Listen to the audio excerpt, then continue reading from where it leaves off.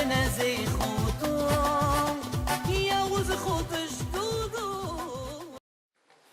me réveille à la bouteille avant la fête de Shavuot, sachant que chacun de vous va rentrer chez lui et que chacun de vous doit savoir que la fête de Shavuot, c'est la fête des cadeaux. C'est la fête que Akadosh Baruch Hu, c'est pour ça qu'on appelle Matan Torah. C'est la fête que Akadosh Baruch Hu, il donne des cadeaux, il donne la Torah. Et c'est la raison pourquoi on appelle ça Matan Torah. Matan, c'est du verbe Matana. Et il faut savoir qu'on l'appelle aussi comment Kabbalat Torah. Ça veut dire recevoir la Torah. Akadosh Baruch Hu, il donne un cadeau, mais il attend des mains. Il attend des mains. Des mains qui veulent recevoir le cadeau. Vous imaginez, vous donnez un beau brillant à votre femme, de loin, ses mains ils sont déjà ouvertes, parce qu'elle connaît la valeur du cadeau qu'elle va recevoir. Nous, tout dépend. Est-ce que nous connaissons la valeur du cadeau qu'on va recevoir, qui s'appelle Matan Torah. Et si Bémet connaît la valeur, alors c'est super. Alors Bémet, la chose est extraordinaire. Bon, et c'est ça Matan Torah. Maintenant, la bouteille.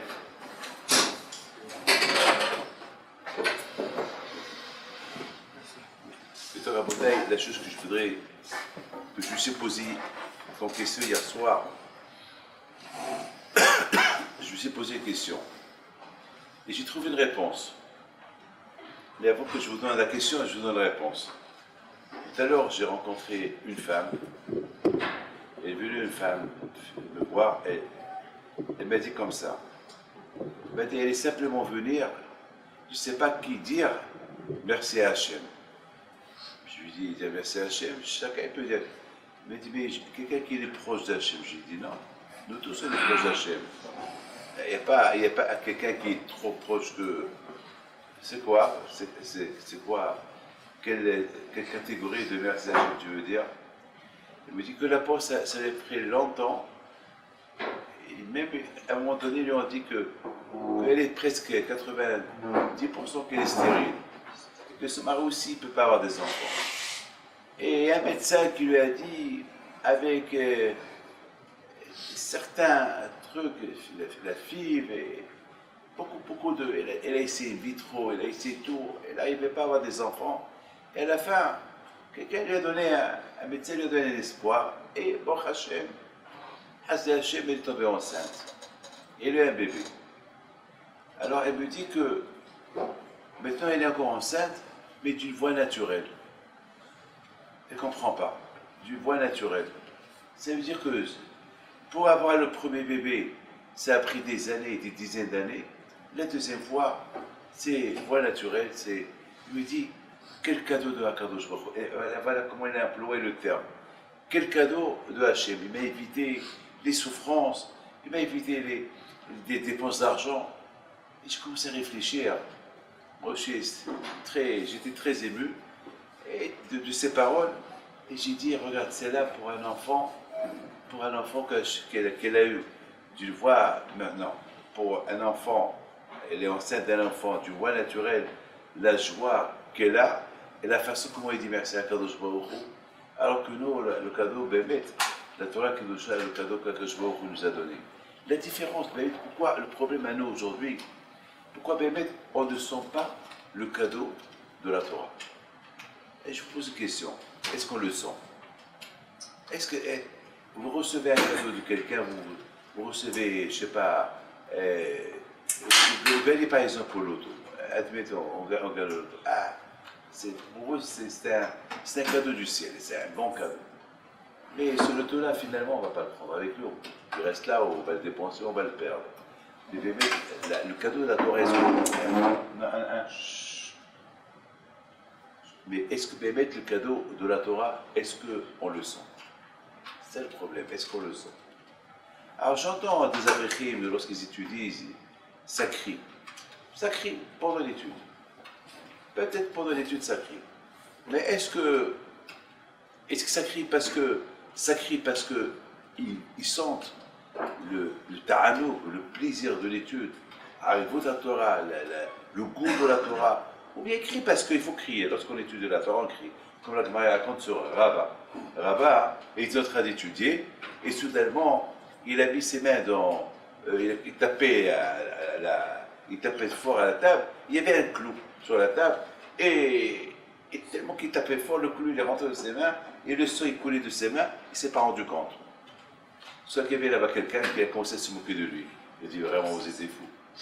Comment t'as pas mal, tu as le sang qui coule et comment il a dit. Il l'a traité de fou. Il a dit Amab Sizaï, vous êtes un peuple un peu fou. Comment alors, il a donné sa réponse. Il a dit bon, nous, il avait une belle réponse. Il a dit c'est vrai, tu peux penser de nous ce que tu veux. Nous, on cherche la shlimout. Voilà la réponse qu'il a dit. Nous, on cherche la shlimout. On cherche la perfection. Hier soir, je commence à réfléchir. C'est quoi la shlimout? Quoi? Prends tes mains, tu tapes la table et tu as le sang qui coule. Tu appelles ça shlimout. C'est quoi shlimout? Shlimout, c'est la perfection. La perfection, quoi? Il faut que j'ai le sang qui coule. Ah ben, mes amis, j'ai vu ça de chez mon père. Ça, on ne m'a pas raconté. La Gemara te raconte une histoire. Moi, je n'étais pas dans l'histoire de la Gemara, mais moi, j'ai vu l'histoire de mon père. Parce que mon père, là-bas, Shalom, était en train de faire la soukha, je crois 2 ans avant sa mort. Voilà, dernière fois qu'il a fait la soukha en bas. Donc, il est descendu la faire et il a pris le marteau. Et avec le marteau, il a commencé à clouer le clou pour faire la mitzvah. C'est pas lui qui l'a construit, mais au moins il voulait participer à la construction de la soukha. Et au lieu qu'il tape le clou, il tapait sa main. Et ça coulait le sang de ses mains. Sauf qu'on lui dit papa, qu'est-ce que tu fais? Il dit il dit papa, mais tu ne tapes pas au clou, tu tapes tes mains. C'est ça la shlimut. La shlimut de la mitzvah, ça veut dire lorsque quelqu'un fait une mitzvah, sa tête elle est de la mitzvah, il ne voit rien autour. Ça, c'est l'amour de la Torah. Tu vois rien autour. Ça, c'est la shlimut de la Torah. Tu vois rien autour, il n'y a que ça. Alors, si on n'a pas senti qu'il n'y a que ça, on a un problème. Par exemple, lorsque vous allez donner un diamant, une bague à votre femme, je ne sais pas quoi, elle sait ce qu'elle a dans les mains. Elle apprécie. Est-ce que nous on apprécie ce qu'on a dans les mains? Maintenant, Torah. Eh bien, ça, la bouteille, c'est un problème. Eh bien, la bouteille, pour résoudre ce problème, personne ne peut le résoudre pour vous. Le seul qui peut le résoudre pour vous, c'est le Hazon Ish. Le Hazon Ish, il dit comme ça. Il dit, arrivons à la Torah, le plaisir de la Torah, c'est pas lorsqu'on étudie la Torah 1 heure, ou un quart d'heure, ou une demi-heure.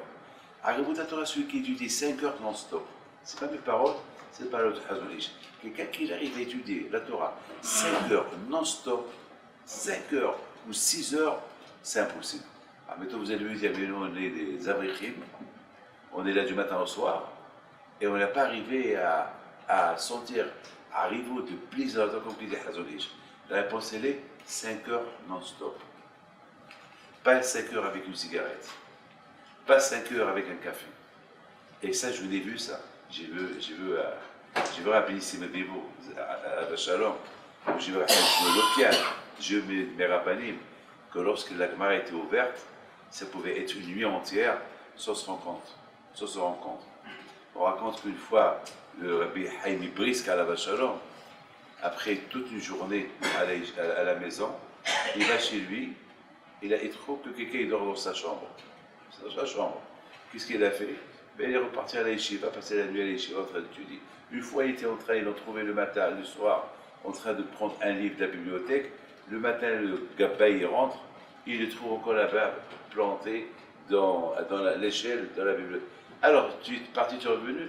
Non, je vais partir. Et je ne peux pas dire, c'est charpite maintenant. Voilà la bouteille.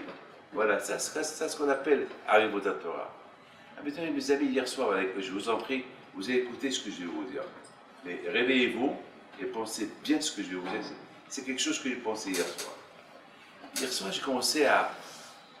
Déjà, j'ai lu hier soir, il y avait une fois Rabbi Naftali Mirofshis, un grand tzaddik, un tzaddik, un admoud, Mirofshis, qui était l'élève de Yehudi Akadosh.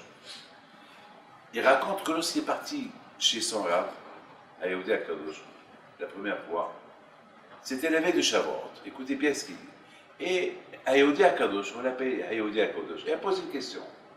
Il a dit, pourquoi il a fallu que Hachem a donné à Israël, je te jette Agvala.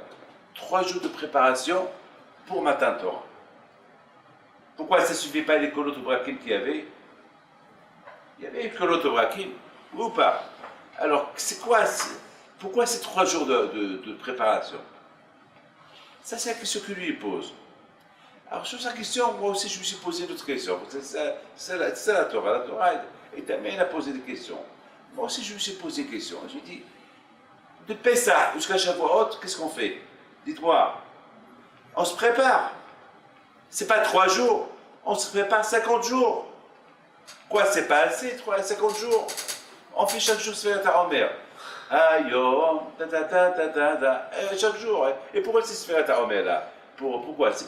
On se prépare pour Matan Torah. Alors, la question elle est grande. C'est quoi ça? Pourquoi j'ai besoin de 3 jours de Hadvala? Hachem il a dit 2 jours, viens Moshe Rabbeinu, il ajoute 1 jour, et quand je lui ai dit d'accord, ok. Je suis d'accord avec toi, 3 jours de préparation supplémentaire. La Torah te dit, il ne faut pas qu'il touche les femmes, la Torah te dit, il faut qu'ils se lavent les mains, les vêtements. J'ai rien compris. Pourquoi? Ils sont sales, les Juifs. Ils sont tellement pourris en 3 jours, et il faut qu'ils lavent les vêtements. J'ai pas compris ça. C'est quoi ça? Et en plus, la Torah dit, il ne faut pas qu'ils touchent leurs femmes. Attends, est-ce qu'il y a quelqu'un qui l'excitait pour recevoir la Torah, il va avoir envie d'aller avec sa femme? Attends, c'est quoi ça? C'est quoi ça? C'est quoi? Attends, ils attendent Hachem. On leur dit, il y a Hachem qui descend. Vous savez la bouteille? Imaginez-vous qu'on nous dit, dans tel jour Hachem va descendre. Est-ce qu'on a la tête de penser à autre chose que de voir Kadosh Baruch Hu? J'ai pas compris pourquoi ces 3 jours-là de Hagvala. J'ai pas compris pourquoi ces 3 jours. Pourquoi ces 3 jours? Ils ont 50 jours. Et surtout, chaque jour qui approche, la préparation, lorsque quelqu'un veut se marier, lorsque quelqu'un il pose une date de mariage, 1 mois, 2 mois de mariage, déjà pendant 1 mois il est excité. Et de plus que les jours ils avancent, l'excitation est un peu plus grande. 3 jours avant, c'est... Alors là aussi, je ne comprends pas. Et là, on parle de Matan Torah quand même. Ça, c'est une question que je me suis posée hier soir.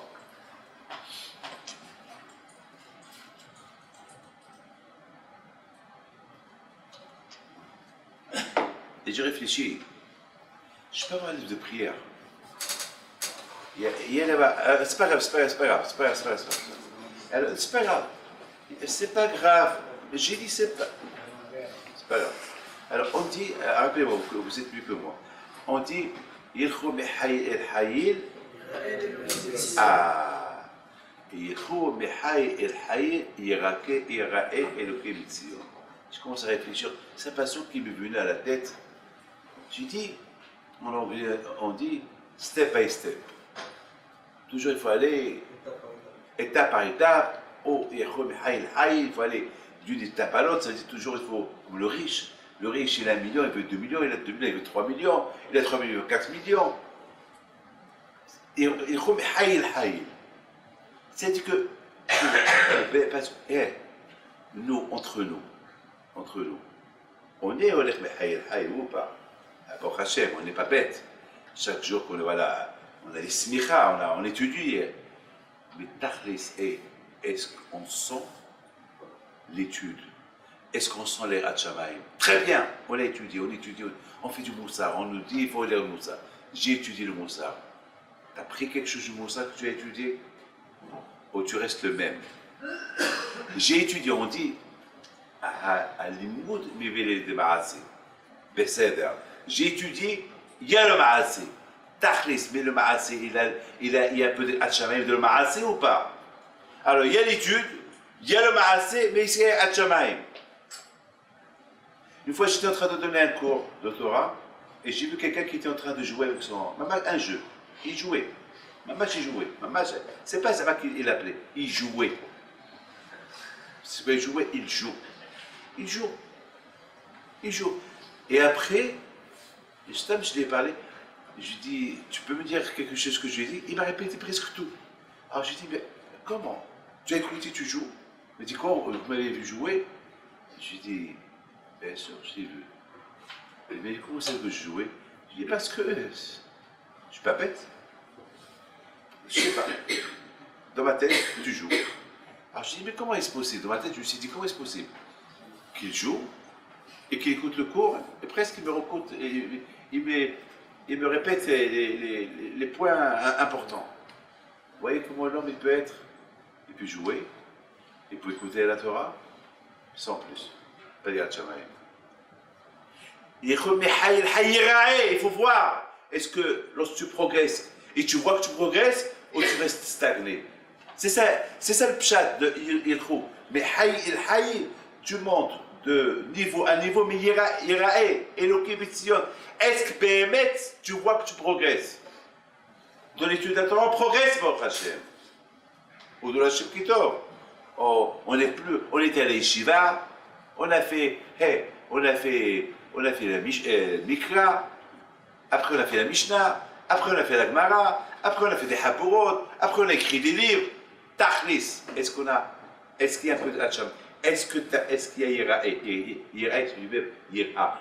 Yira, c'est Hachamaim. Est-ce qu'il y a Hachamaim? S'il n'y a pas, tu progresses pour rien. Tu perds ton temps. On a fait Sfirat HaOmer, très bien. Qui n'a pas fait ici Sfirat HaOmer? Tout le monde a fait Sfirat HaOmer. Mais est-ce qu'il y a une préparation de Matan Torah? C'est ça, Rabotai, ce que chacun de nous doit réfléchir. C'est vrai. Ayom, très bien. Et le matin, on répète, et on répète. Très bien, qu'on a qu'à voir. Mais est-ce que tu sais pourquoi tu fais Sfirat HaOmer? Est-ce que ça, tu fais Sfirat HaOmer? Ou bien, il y a Tachlis de Sfirat HaOmer et t'amène à recevoir la Torah? Je pense, Rabotai, c'est ça la réponse à ma question. Akadosh Baruch Hu, pourquoi Bémet, on a posé la question, mais pourquoi il avait besoin pourquoi il veut qu'on fait pourquoi il veut, on fait des préparations spéciales? Eh bien, ces 2 jours-là pour faire un bilan. Est-ce que Bémet, je me suis préparé ou pas? Est-ce que Bémet, est-ce que cette sphère que j'ai fait depuis le premier, depuis Pessah jusqu'à maintenant, est-ce que Bémet, je l'ai fait? Bémet, alors là c'est Hachem qui me le demande. Alors moi je dis, mais Hachem, mais je suis en train de préparer. Mais je suis en place, Yira. Quand je lui dis, est-ce qu'il y a Yira? Est-ce qu'il y a Yirae? Est-ce qu'il y a peut-être Hachamaïm? Si oui, sinon, alors tu peux récupérer, tu as encore 2 jours devant toi.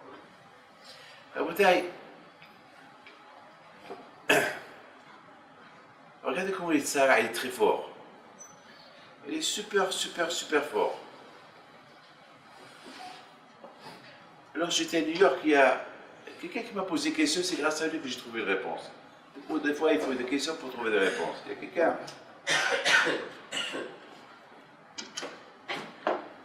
Il me dit, pourquoi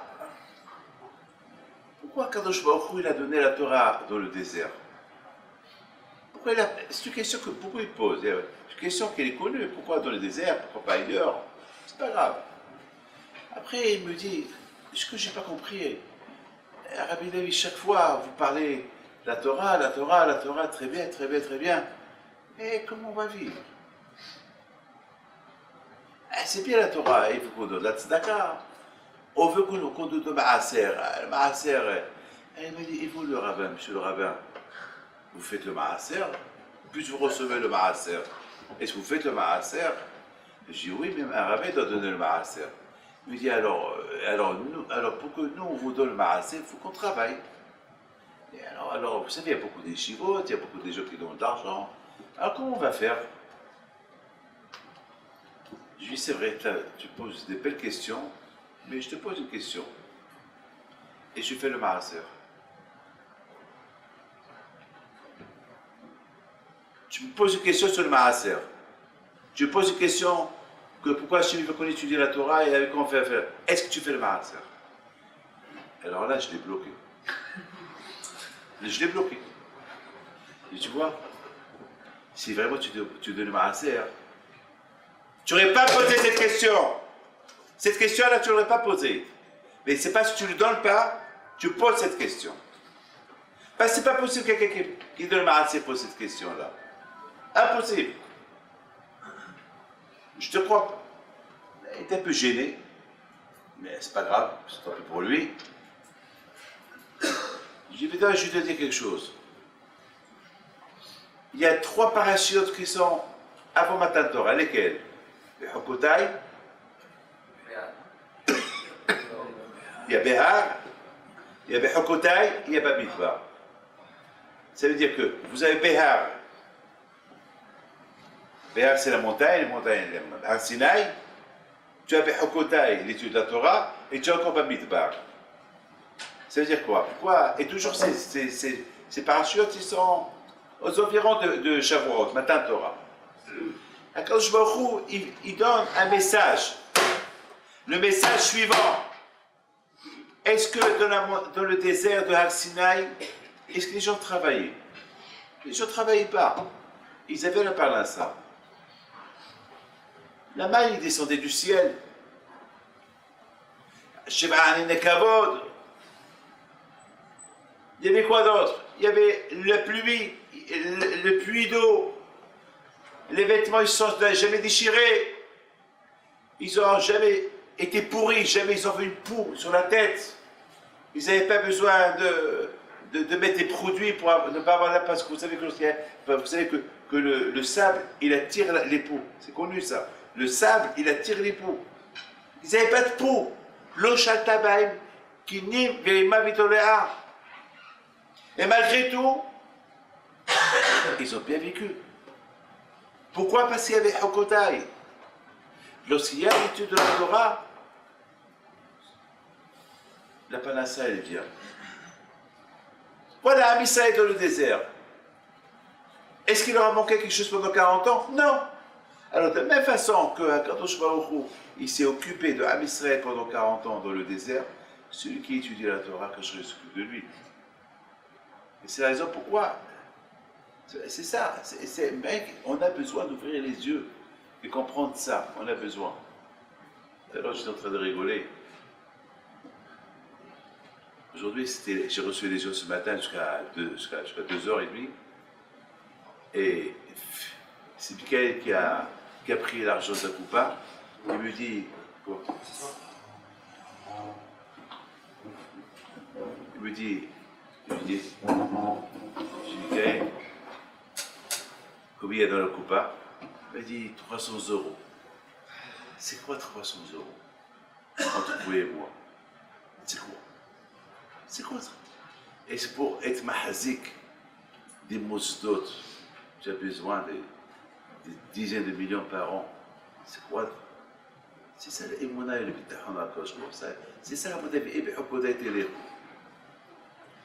La Torah a été donnée dans le désert. Pourquoi la Torah a été donnée dans le désert? Dans le désert, il n'y a rien du tout. Mais d'Afka, il n'y a rien du tout. Akadosh Baruch Hu, il a maintenu Am Israël. Il n'y a rien dans le désert, il n'y a rien. Mais qu'est-ce qu'il y avait? Il y avait Bechokotai. Il y avait la Torah.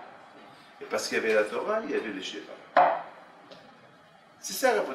Ça, mes amis, c'est une idée qu'on se prépare. Matan Torah, on se prépare.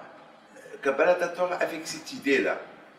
Que lorsqu'il y a la Torah, on n'a pas à craindre. N'ayez pas peur. Il ne faut pas avoir peur.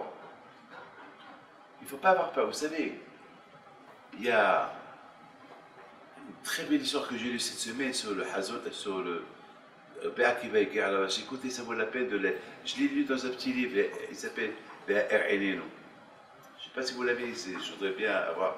C'est un petit livre qui s'appelle Béa Er'enenu, c'est un super livre. Il y a une sidra de ces petits livres-là qui sortent de temps en temps. Il y a une fois le Béa qui va, il vient voir son beau-fils. Il s'appelle Atam Sofer. Alors vous savez que Rabbi Akiva, il ne voyait pas, jamais voyait en face, toujours, il avait les yeux par terre. Et lorsqu'il arrivait de temps en temps voir sa fille et son beau-fils, c'était sa fille qui allait l'accueillir.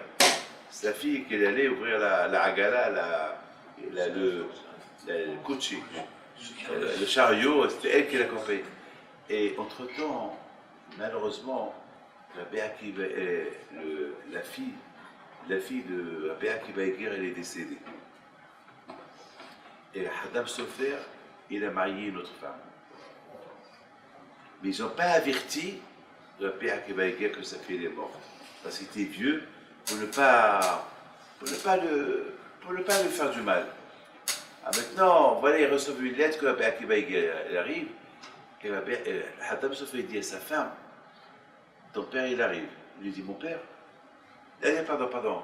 Et le père de ma femme, c'est qu'elle est morte, il arrive.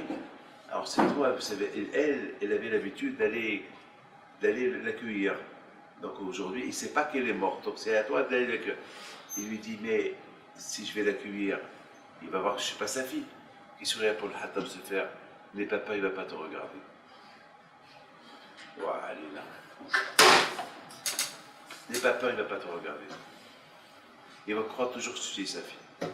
Et que sa femme est toujours vivante, elle n'est pas morte. Comment, mais comment? Et c'est ça ce qui est arrivé. Il arrive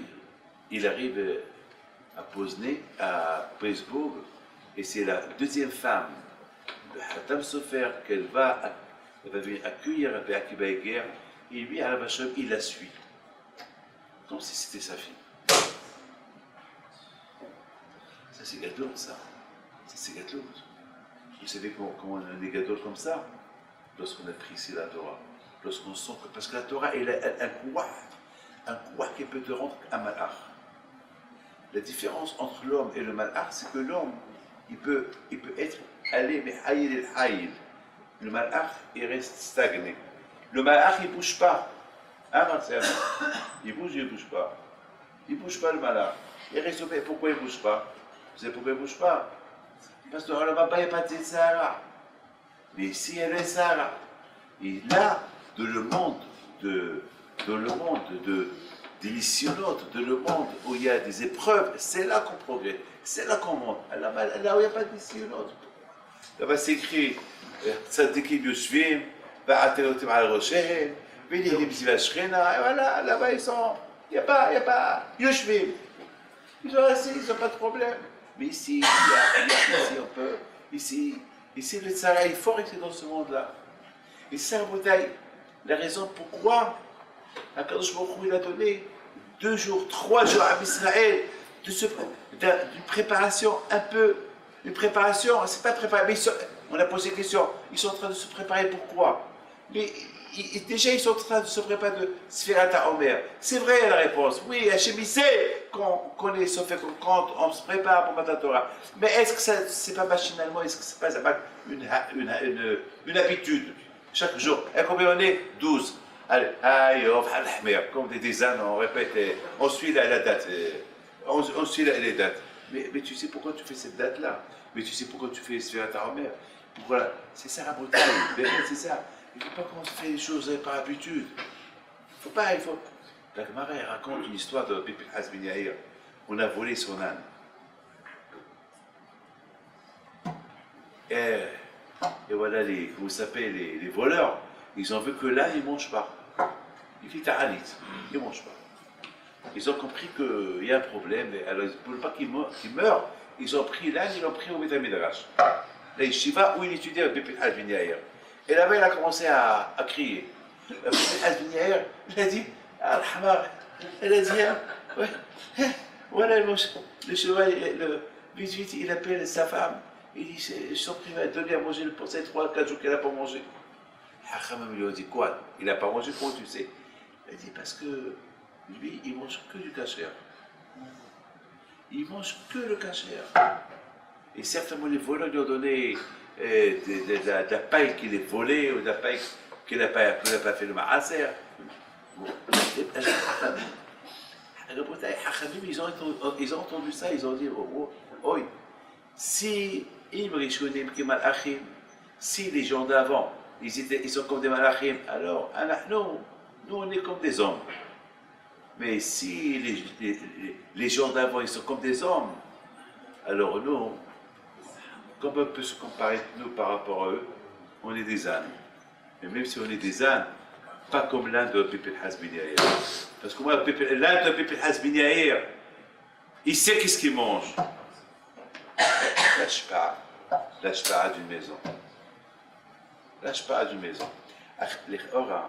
La shpa'a de Sfirat Omer, si elle est bien faite, elle peut donner une grande influence à l'homme pour bien se préparer pour Matan Torah. mais si on sent qu'il y a un peu de faiblesse, c'est que même si la Omer, même le calcul du Omer qu'on fait chaque jour, elle ne nous a pas donné pas assez d'influence. C'est un problème. Alors, moi, mon Hacham, on a quelques jours. Hacham, il veut qu'on récupère 2 jours de préparation, 2 jours. Vous vous rappelez, je voudrais terminer parce que j'ai un chiot, mettre un autre chiot. Je voudrais simplement vous rappeler que la vie, Yehudi Akadosh, lorsqu'il a posé la question, il a dit, mais pourquoi Akadosh Baruch Hu, pourquoi Hachem a voulu qu'il y a 2 jours? Lui n'a pas posé ma question à moi. Pour ma question, voilà, je vous l'ai répondu. Mais à sa question à lui, pourquoi Hachem n'a pas fait Kolotobakim? Pourquoi ces 2 jours, 3 jours de Achana, de préparation? Pourquoi? À quoi? Pour leur faire peur. Alors quand je m'en il aurait pu leur faire peur avec Kolotobakim, ils vont avoir peur, et voilà, c'est tout. Pourquoi c'est trop? Il répond une réponse extraordinaire. Il dit comme ça, il dit, on peut voir des tremblements de terre, on peut voir des xérotes, et après on oublie. Il faut se préparer. Il faut se préparer.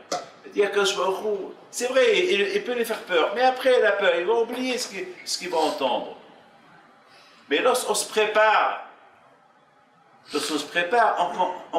c'est quoi?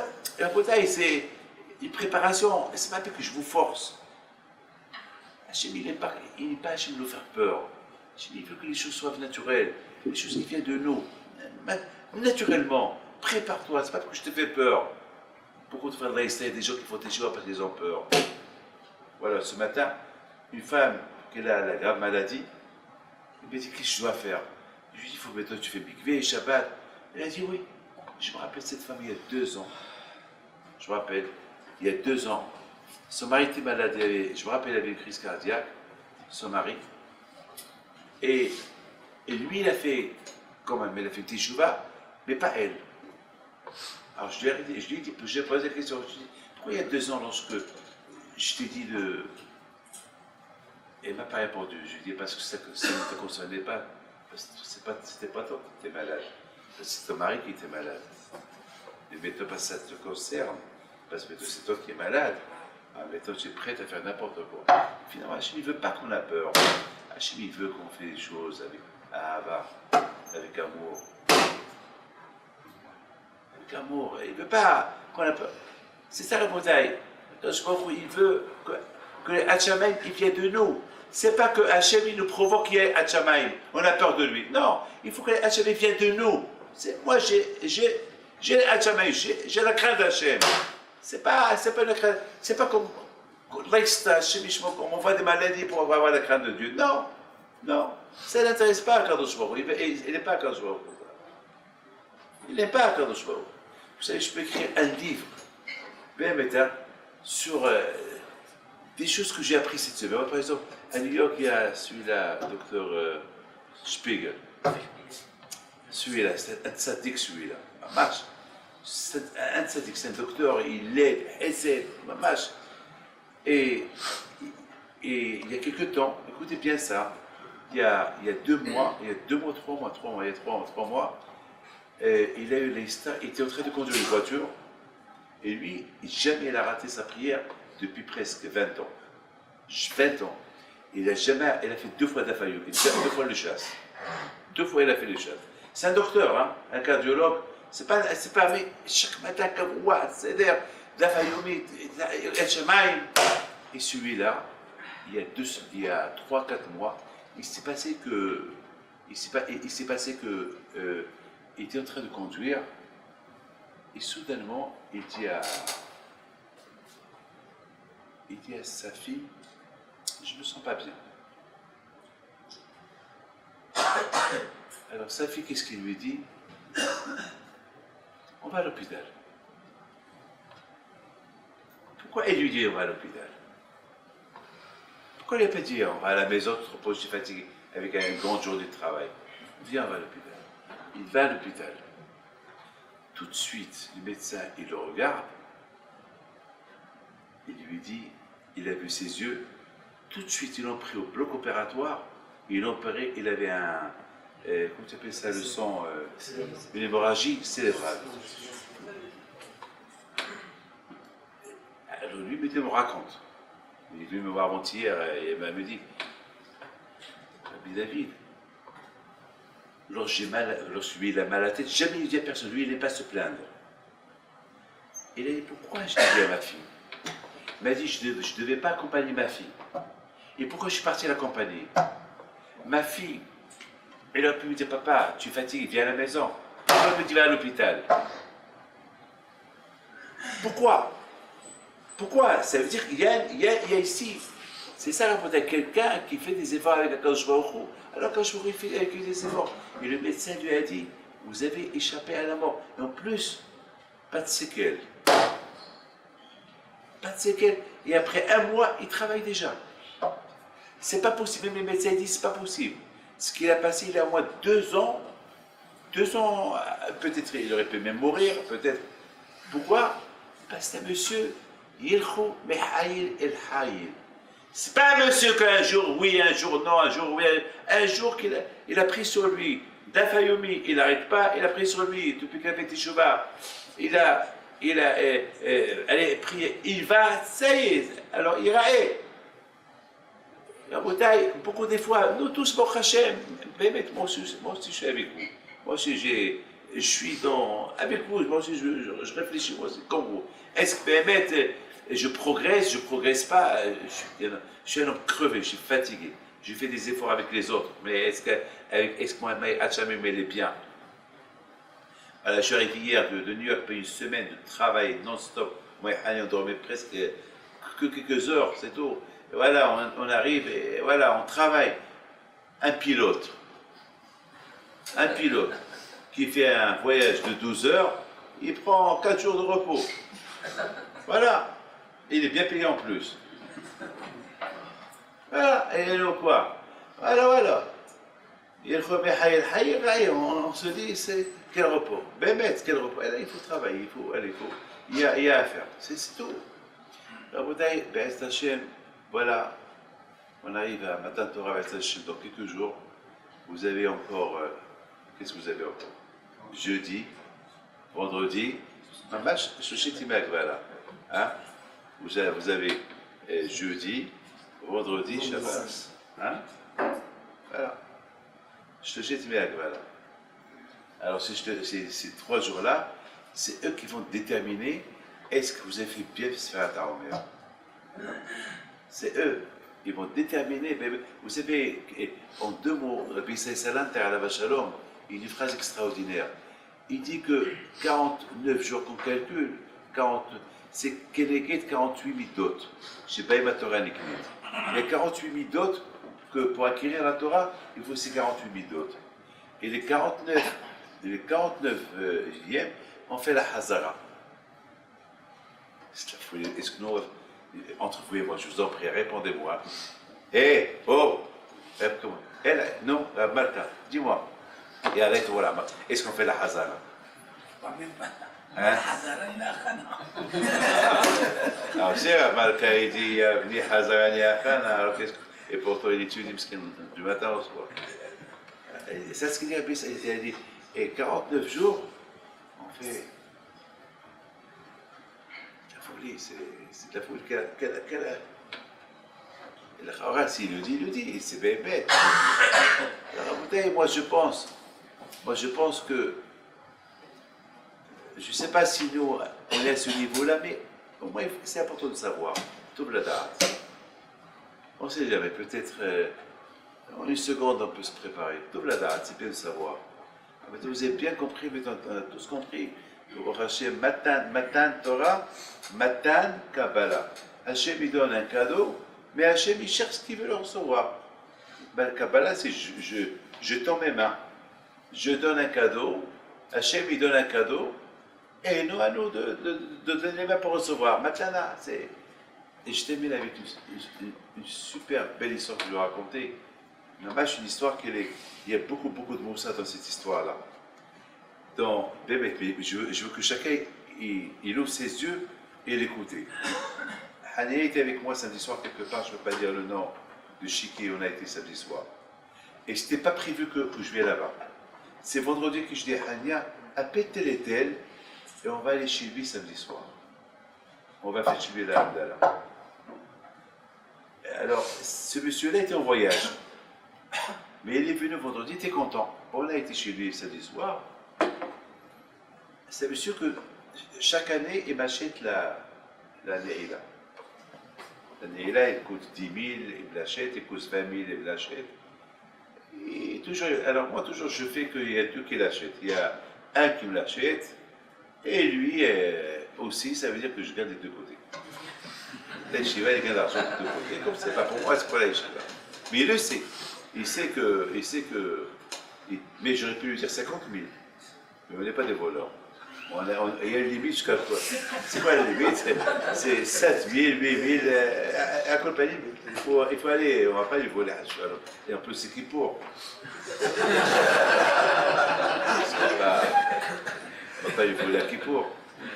Donc, ça aurait été bien que quelqu'un l'ajoute, comme ça, moi aussi j'ajoute. Mais comme ça, à compagnie, c'est comme ça. Et ce samedi soir, on a été chez lui. Et voilà, il me dit, il y a son fils, il tournait autour. Il tourne. Et je dis à son père, qu'est-ce qu'il a? Il dit, il a des problèmes de Emouna. Je l'appelle. Il me dit comme ça, écoutez bien. Il me dit qu'il a des problèmes, de Emouna. Il ne sait pas quoi faire. Mais il n'a que 15 ans. Il fait 2 fois moins, 2 mètres et demi. C'est comme son père, il est grand de taille. Il fait même comme son père. Son père, il a 50 ans, lui, il a que 15 ans. Il est comme son père, un beau garçon, grand de taille. Et bon, Hachem, je lui ai donné un peu de moussard et je lui ai promis que je l'appelle une fois par semaine. Et non seulement ça, j'ai profité de l'occasion. Plutôt que le père il a peur que son fils il soit de mauvais chemin, j'appelle le père et j'appelle la mère et je leur dis, est-ce que vous faites Shabbat? Non, on ne fait pas Shabbat. Alors je dis, comment? Vous voulez que votre fils il soit de le bon chemin, mais et vous ne faites pas Shabbat, ça ne peut pas marcher. Il n'y a que le Shabbat qui peut apporter les Hatchamaim à la maison. Ce n'est pas cette belle maison qui coûte un argent fou. C'est vrai, il y a le plaisir de ramasser dans cette maison. Vous gagnez beaucoup d'argent, mais vous risquez de perdre votre fils. Alors, et tout le monde a accepté ce rêve de respecter Shabbat. C'est pas fini. Il y avait la sœur du Balabait qui était là-bas et venue pour le bracha. Je l'appelle. Je dis, madame, et toi tu fais Shabbat? Non. Je dis, ton frère il fait Shabbat. Non. Oui, il fait Shabbat. Et l'autre il va faire Shabbat. Et voilà, peut-être tout le monde. Le lendemain, il est venu, c'est-à-dire avant-hier matin, il est venu. Il dit, Rabbi Dave, vous ne pouvez pas imaginer, moi et ma femme, on est contents. Et son fils, il est venu prier avec moi lundi matin. Je lui ai offert mon talit, je lui ai donné une aliyah. Ils sont partis, ils sont revenus à 2 heures. Vous ne pouvez pas imaginer combien il était content. C'est ça, Matan Torah. Il a senti c'est quoi la matana. Quelqu'un qui fait pas Shabbat, il a toutes les facilités. Quelqu'un qui fait Shabbat, il est privé de tout. Et celui-là, il va être privé de tout et il est content. C'est pas le matana, ça.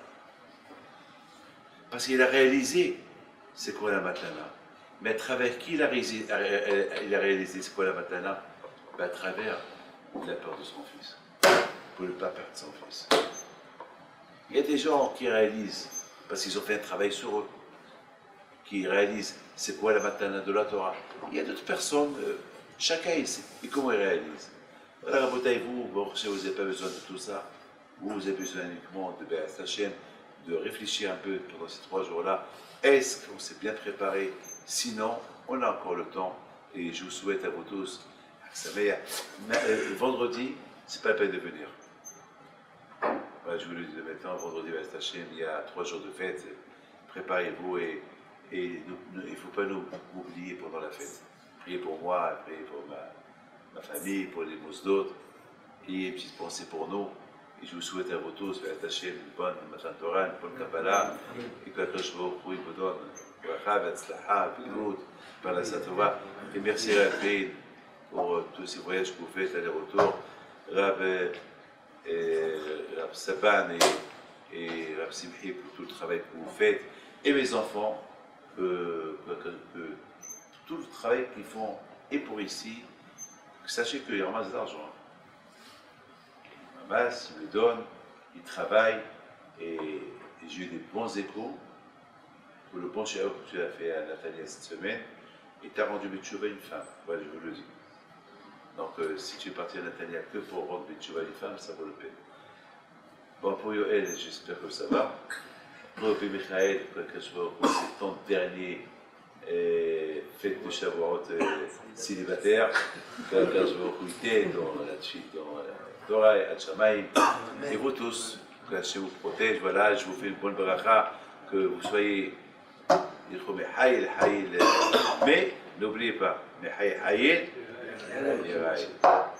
faut qu'il y ait Hachamaïm.